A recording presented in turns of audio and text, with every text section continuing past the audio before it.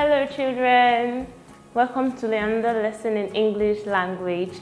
Hope you had fun in the last class because I did. This lesson will also be as informative and fun as the last class.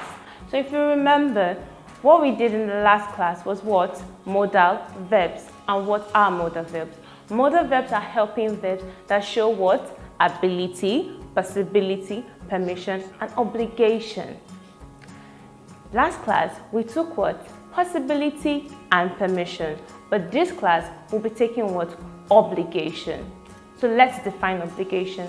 Obligation is anything that you should do. Anything that you ought to do.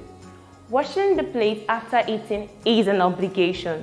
But watching TV when you come back from school is not an obligation. Do you understand? Now, in obligation, we have what we call main verbs, meaning they are important verbs of obligation. And examples are must, have to, should, and ought to. I'll repeat that.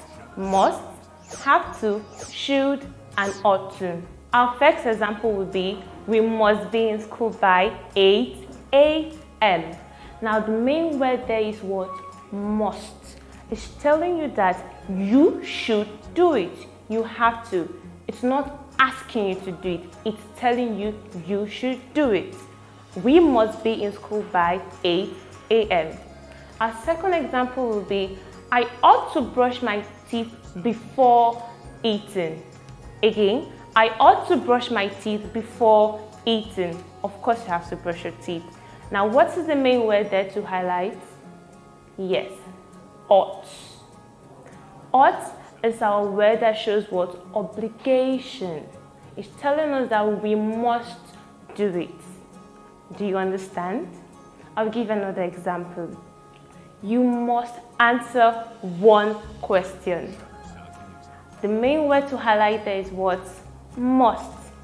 Now that word must is telling you that you're not being asked to do it, you are being told to do it. Remember, obligation is doing what you ought to do. You are not being asked, you are being told. So our main word there is what? Must. I have been sick, but for me to feel better, I have to take my drugs.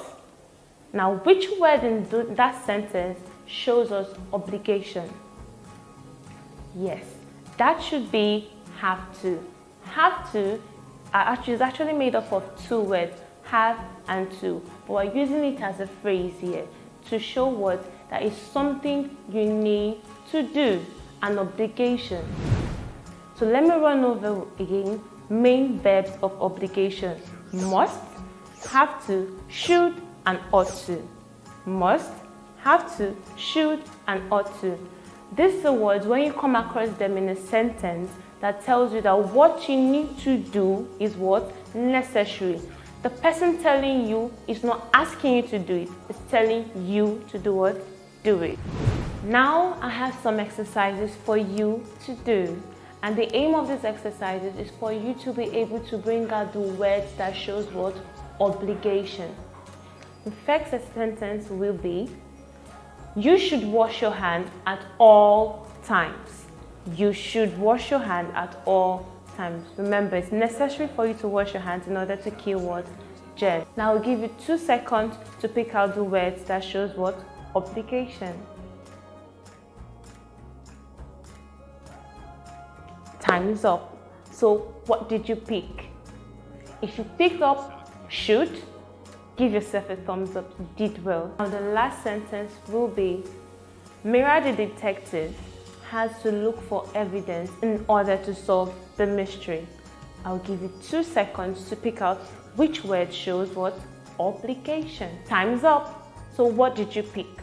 If you picked has to, you got it. But if you didn't pick, don't be bothered. Let me explain. It might confuse some of you. I said have to, then why am I saying has to? Have to is used mostly for plural words, while has to is used for what? Singular words. So that's where you might have been confused. Nevertheless, has to is a word that is used to show what? Obligation. Now, I hope you all understand which words in English language show what? Obligation. Remember, modal verbs are words that are used to show what? Ability, possibility, permission, and what? Obligation. So I hope you all understand the differences between these three modal verbs.